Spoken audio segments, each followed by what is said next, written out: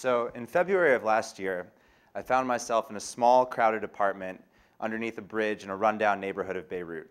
It was a 3-bedroom apartment, and there were 18 Ethiopian migrant workers living there. Now, I was there to report on a story about a woman named Shawa, who, over the course of 3 years, had written a script and filmed a movie about the experiences of Ethiopian migrant workers working in Beirut. Now, this situation was something that I had read about in books, that I had seen in documentaries, but this time was different. I was there, and it was my responsibility to tell this woman's story to the world. Now, how did I get here?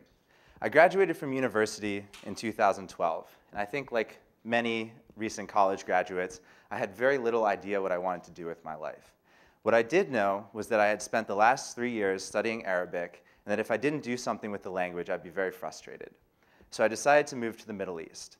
And in particular, I was drawn to Beirut because of its reputation of being a cultural center in a comparatively free cultural space in the Middle East.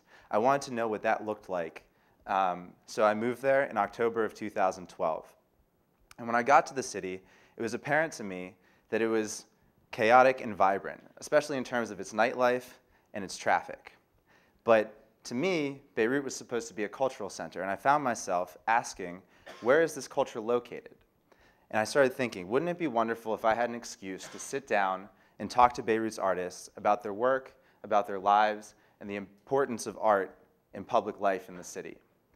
And fortunately, about a month after I moved to the city, I got a job with the Samir Kassir Center for Media and Cultural Freedom. And my job was to do exactly that, to meet with artists and talk to them about their lives, about their experiences with censorship, about their work, and about why it was important for art to be a part of public life in the city. So during the course of this research and reporting, I interviewed Ethiopian migrant workers like Shawa. I interviewed Palestinian refugees living in the camps around Beirut's southern suburbs. I interviewed Syrian refugees recently arrived from Damascus. And I interviewed Lebanese of all types. And it occurred to me as they were sharing their experiences with me that all of their experiences, when brought together, made up the identity of the city. And that simply because of that, each of those people had a claim to belong there. Unfortunately, that's not the way that identity is looked at in Lebanese society. In Lebanon, identity is primarily seen through the fractured lens of sectarianism. And it's put into a political system that pits the interests of different groups against each other in a way that prevents the emergence of any concept of the common good. So I started to think, wouldn't it be amazing if this very inclusive, very egalitarian narrative that Beirut's artists tell about the city could be seen by society as a whole? So I wrote a book, the Beirut's Cultural Scene, A Fractured Mirror, and I put the work of Beirut's artists side by side in the book so that they could be seen as part of a whole instead of as fragments of different pieces. And I also proposed at the end of the book a civil society project for Lebanese organizations to develop public platforms for the public to engage with this egalitarian and inclusive narrative of identity in the city. Now, I finished that project in Beirut, and I was excited and energized to bring my work to another part of the Middle East. So I decided to move to Palestine. Now, Palestine also has issues with fragmentation, but the fragmentation in Palestine is very different than the fragmentation in Beirut. Where the fragmentation in Beirut is about sectarianism, the fragmentation in Palestine is about politics and geography. So today, Palestinians are living under 4 different regimes of control. You have Palestinians living in the West Bank, you have Palestinians living in East Jerusalem, you have Palestinians living in Gaza, and you have Palestinians living in Israel. And because of the political situation, it's very difficult for these groups of people to interact with each other, to travel and see each other, to meet each other, to exchange ideas. So I thought, what if I took this model of identity and of reporting that I developed in Beirut and applied it to Palestine?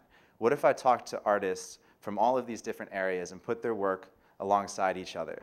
What would emerge? What image of modern Palestinian identity or contemporary Palestinian identity would emerge that collected the diverse parts of experience into one cohesive narrative?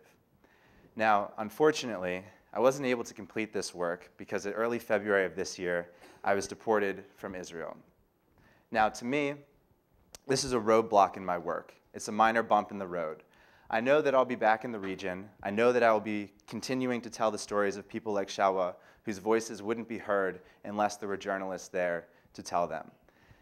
And I want to leave you with two thoughts. The first is a thought about the importance of journalistic freedom. Because without journalistic freedom in the Middle East, in Israel, in Palestine, in any country, then the stories of ordinary people can't be heard. And we, whether it's the public in the region or the public in the United States, we need to be able to hear those stories in order to formulate ideas about the region and policies and perspectives. And unless we can hear the voices of ordinary people, our ideas are going to be misinformed and our policies are going to be misinformed. So it's imperative for journalists to have the freedom to do their work. Now, the second idea that I want to leave you with is more of a challenge. It's a challenge about how we look at identity. Now, in a lot of ways, I think identity is seen as something that's imposed from the top down. You're X, you're Y, you're Z, and this is what that means.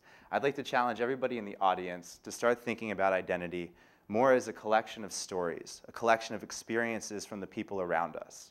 So instead of thinking identity as something that governments define or something that institutions define, start thinking about identity as the stories that we tell each other, and that starts with us. Thank you very much.